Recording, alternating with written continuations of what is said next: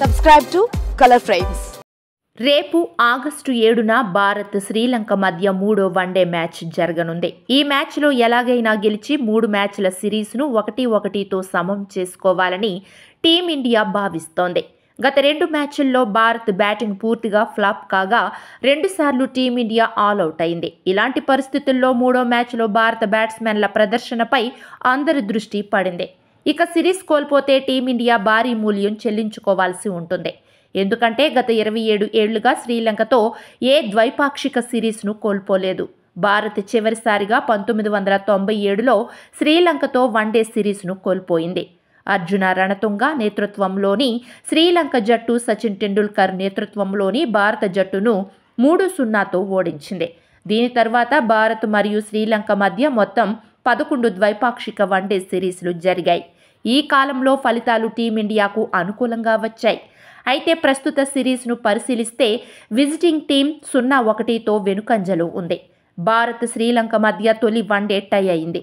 అనంతరం రెండో మ్యాచ్లో ఆతిథ్య జట్టు 32 పరుగుల తేడాతో ఘన విజయం సాధించింది. ఈ సిరీస్లో టీమిండియా వైఫల్యాలు స్పష్టంగా కనిపిస్తున్నాయి. శ్రీలంక స్పిన్నర్లను ఎదుర్కొనేందుకు బ్యాట్స్మెన్లు కింద మీద పడుతున్నారు. ఆతిథ్య జట్టు స్పిన్నర్ల దాటికి భారత్ బ్యాట్స్మెన్లు ఒక్కొక్కరుగా నేలకూలుతున్నారు. ఆరంభంలో రోహిత్ దూకుడుగా ఆడి బాధ్యతాయుతమైన స్కోర్ అందిస్తున్నప్పటికీ మిగతా బ్యాటర్లు దాన్ని ముందుకు తీసుకెళ్లలేకపోతున్నారు. చివర్లో బౌలర్లపై ఒత్తిడి పెరుగుతుంది. అసలు విరాట్ కోహ్లీ ప్రదర్శనపై ఆందోళన వ్యక్తమవుతోంది.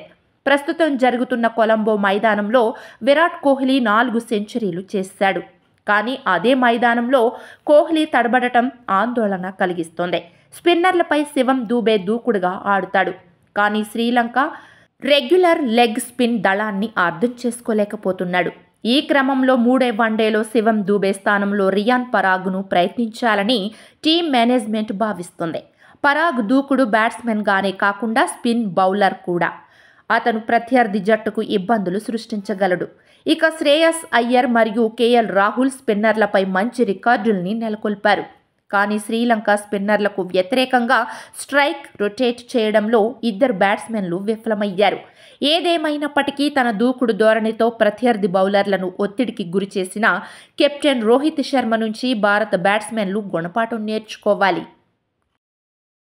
వీడియో మీకు నచ్చినట్లయితే ప్లీజ్ లైక్ చేయండి, షేర్ చేయండి, కామెంట్ చేయండి.